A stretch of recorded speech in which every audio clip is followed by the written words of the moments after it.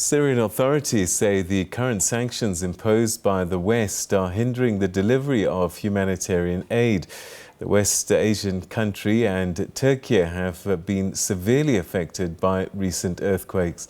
The World Health Organization says that the rescue efforts face a race against time, with the chances of finding survivors alive slipping away. The Syrian diplomatic mission in South Africa has appealed for more aid as well, and Kayalihle Kumalo has been following the story for us.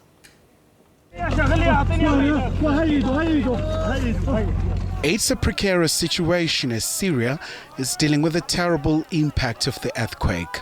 Scores of people have perished, and it's a harrowing experience for those who are still searching, hoping to find their loved ones alive in the rubble. Immediately after the earthquake, there was an emergency cabinet being held in order to give responsibilities for each ministries there in Syria. But in Syria, unfortunately, we don't have the luxurious to have this statement of emergency, because we already in a very difficult situation. So it was, I can say it's a crisis inside a crisis. So it's very hard, devastating, but it makes it worse. What has compounded the situation in Syria has to be the 11-year-long civil war and the sanctions imposed by the West. Syrian ambassador to the United Nations has made it very clear that any outside assistance for earthquake victims must be done in coordination with Damascus and delivered from within Syria and not across the Turkish border.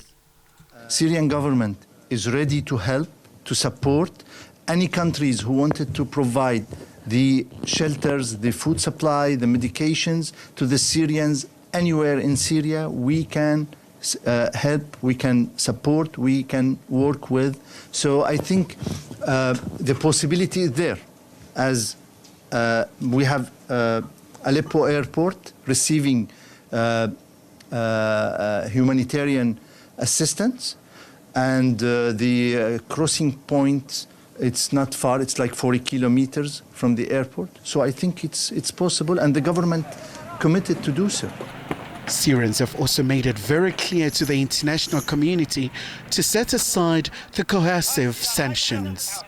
The sanctions makes everything more difficult. So for Syrians, it's not only now. It's very difficult for because of the earthquake, but as sanctions goes on since long time, it hardens the situation. It makes the humanitarian aids to come to Syria more difficult. Practically, it's very difficult because of the lack of the machineries, the heavy machineries.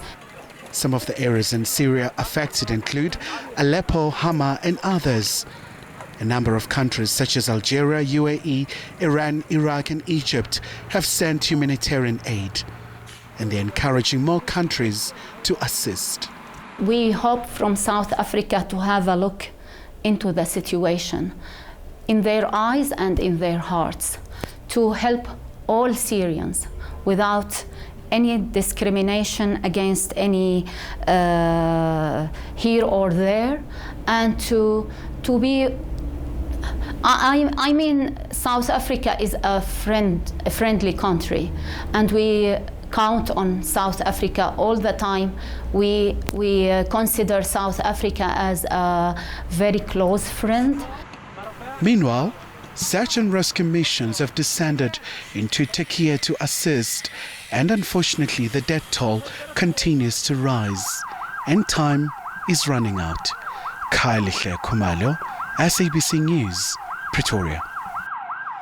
Well, for some thoughts on this, we're now joined by the Deputy Executive Director at the Afro-Middle East Centre, Zinat Adam. Thanks so much indeed. Always good to talk to you. Thanks for your time. Thank you, Peter. Thank you for having me on air this evening under very difficult circumstances for the people of Türkiye and Syria. So let's talk about Syria. do you get a sense that this tragedy is being politicized in a way? Absolutely, by many parties to the Syrian conflict. Syria has been at war since 2011. They're entering the 12th year since the revolution and revolutionary uprisings. What has taken place over this time is that people have been displaced. It was one of the worst refugee crises the world has ever known. And parts of the northern Syrian areas that have been affected by this earthquake are areas in which a lot of the dissidents and the opposition to the government have been concentrated. So government doesn't have control over these regions. And what seems to be happening is that there's a politicization and a weaponization of humanitarian aid, I would say from the Syrian government side, but also from those imposing sanctions against Syria.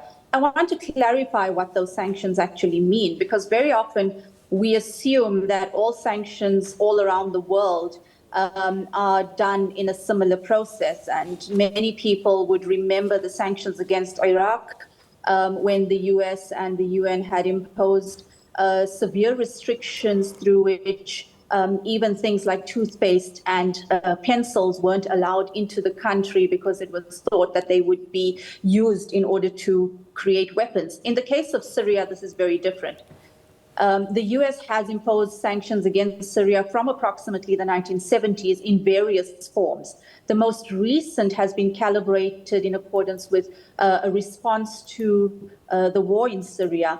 And that's been very specifically targeted to specific individuals who are within ranks of the government, to governmental companies and SOEs.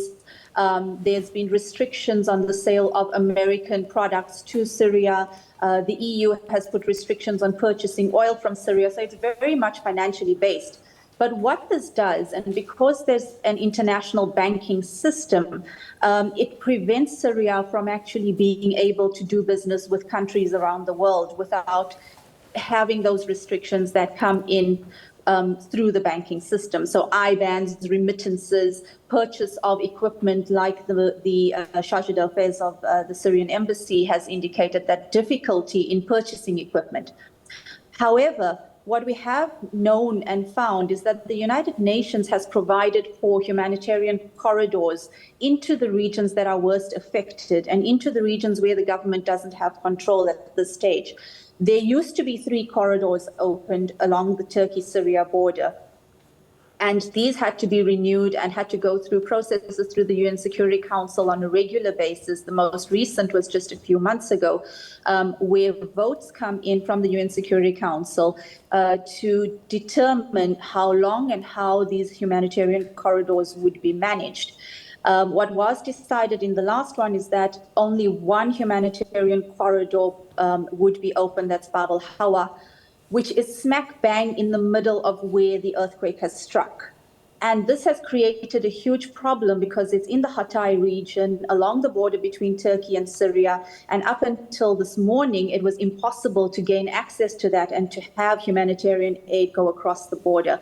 That has since been opened, and there has been agreement that the other 2 border crossings and humanitarian corridors that were operational previously will now be made operational.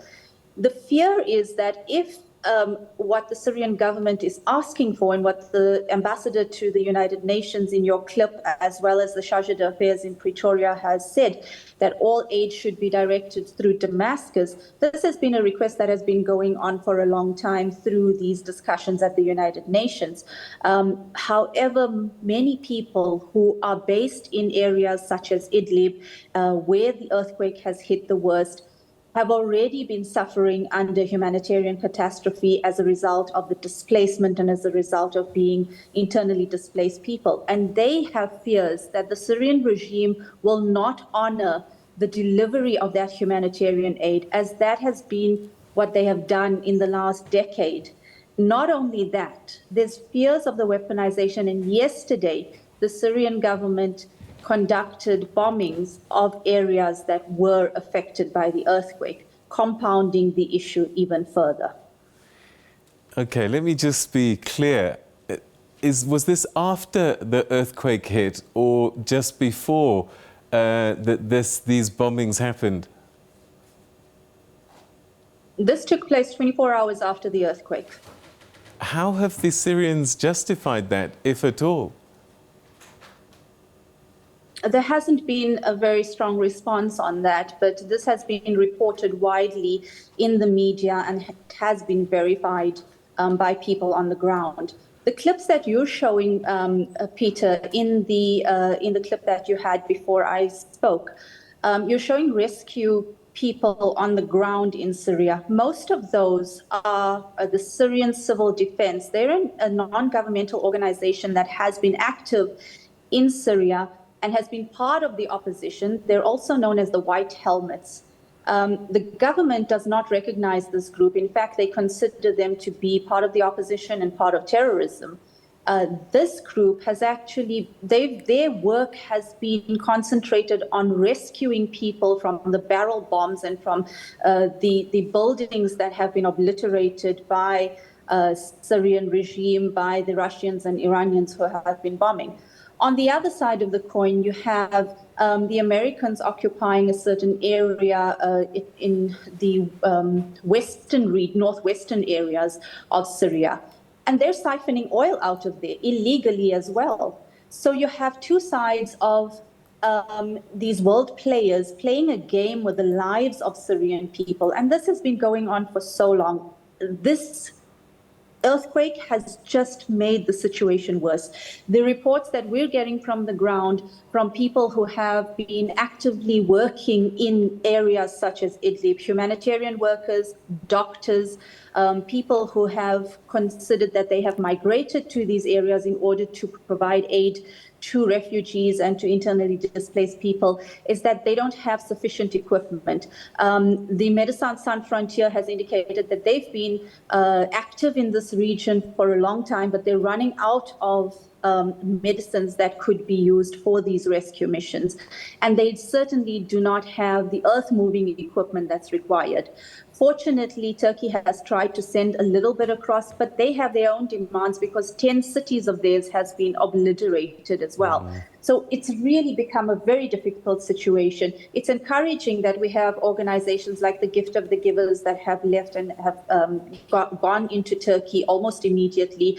A colleague from Salam Foundation I spoke to today. He was the first one on the ground from South Africa. He got there yesterday. There's another organization called Ashraful Aid. These are organizations in South Africa that have already been active in this region. They have networks with humanitarian organizations along the Turkey-Syria border. They have been offering aid and infrastructure development within those areas to try and assist hospitals, refugee centers, orphanages. And so what they've done is they've reactivated those links in order to now respond to the earthquake. But it is a very, very severe and devastating situation. The death toll currently between both Turkey and Syria is sitting at about 12,000. The World Health Organization yesterday indicated that those numbers are likely to exceed 20,000. And the more time goes by, the less likely it is to rescue people and the more likely it becomes a recovery mission. And the severe weather conditions are really impeding access to these areas, but also making it very difficult because people who have been affected by the earthquake are now also exposed to the elements. And it sounds as if those on the Syrian side are probably more vulnerable than those in Türkiye. Talking about Gift of the Givers and other aid organizations, are they there at the blessing of Damascus? And if not, what might be the consequences for the assistance they're giving? So my understanding on the mission that you've reported on Gift of the Givers is that they've entered from the Turkish side. We do know that Gift of the Givers had an office in Gaziantep, which is a city in Turkey along the border, and that from that office they were able to distribute aid and to provide humanitarian assistance through the UN humanitarian corridors. Sadly, some members of the Gift of the Givers local team in Gaziantep were affected by the earthquake as well. The other organizations have been working in collaboration with local Turkish humanitarian missions, such as IHH. They're based in Reyhanli and in Hatay. Hatay, as I indicated, is one of the cities and areas that has been absolutely devastated by the earthquake, but this is also where the humanitarian corridor exists, and so they're trying to gain that access. Hatay airport was affected, hospitals were demolished by this earthquake, and so it's becoming a little bit more difficult. Their access into the northern areas of Syria was under the sanction and under the protection of the Turkish government and through the humanitarian corridors as agreed by the United Nations. Right. So they are there legitimately, but within a very unusual framework and not coming through Damascus. Damascus and the Russian supporters and China have been asking for a number of years that the United Nations now redirects humanitarian aid via Damascus, but that hasn't been possible until now. All right, Zeenat, we're going to have to leave it there. Thank you so much. Always grateful for your insights on that region. Thanks for your time. Thank you, Peter. Have a good night. Good night to you. That's the Deputy Executive Director for the Afro-Middle East Centre, Zeenat Adam, talking to us about this tragedy that's struck Türkiye and Syria. And it looks as if those victims in Syria perhaps a little bit more vulnerable, because on top of the tragedy, there are also political issues at play.